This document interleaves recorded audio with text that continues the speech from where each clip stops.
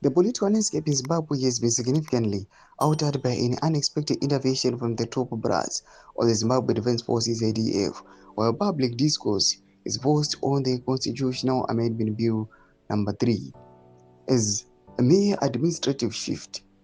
An in-depth investigation reveals a much deeper rift within the new dispensation. The secret referendum, while military generals are suddenly blocking Mnangagwa's 30-term ambitions.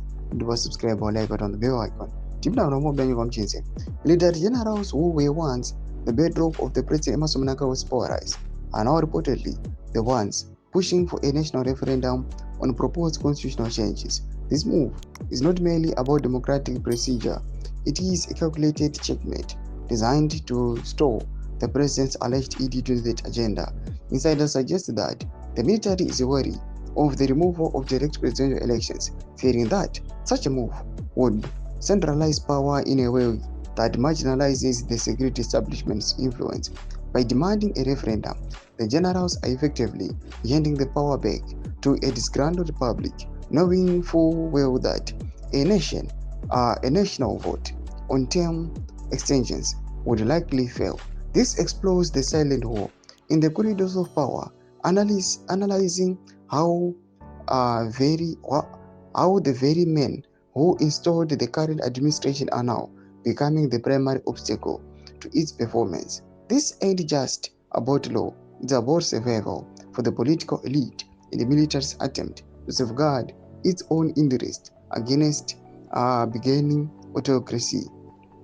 At the heart of this political maelstrom is the proposed Constitutional Amendment Bill number 3, the legislation recently backed by the Zimbabwean cabinet on February 10, 2026, to introduce several significant changes to the nation's supreme law.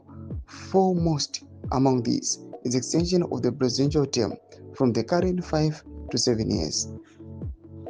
The most surprising development is the unfolding drama in the direct intervention of a group of retired military generals and Liberation War veterans. On March 12, 2026, this influential group formally urged Parliament to subject CAB 3 to a national referendum, represented by retired Air Marshal Henry Muchena.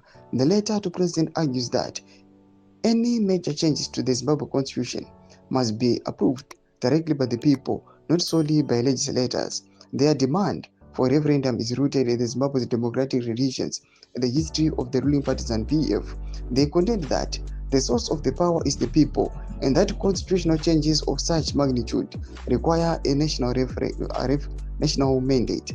The generals arc back to the 2000 constitutional referendum, where a military-initiated draft constitution was ultimately rejected by voters. They highlighted these historical events are an example of democracy in action, stating that was democracy at play, and they accepted the people's will.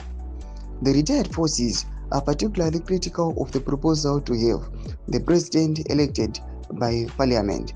They argue that such a system would undermine the fundamental democratic principles of universal suffrage, a principle for which they fought during the liberation struggle. This would be inimical to the principle of one man, one vote that we fought for, the group asserted.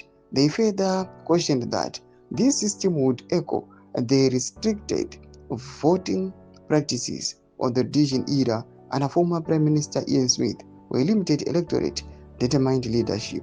Nyuma developments aripo muri Zimbabwe. Mnangagwa section meduzo funguro imo tulipa msod pechitko ichi. So subscribe or like, turn on the bell icon.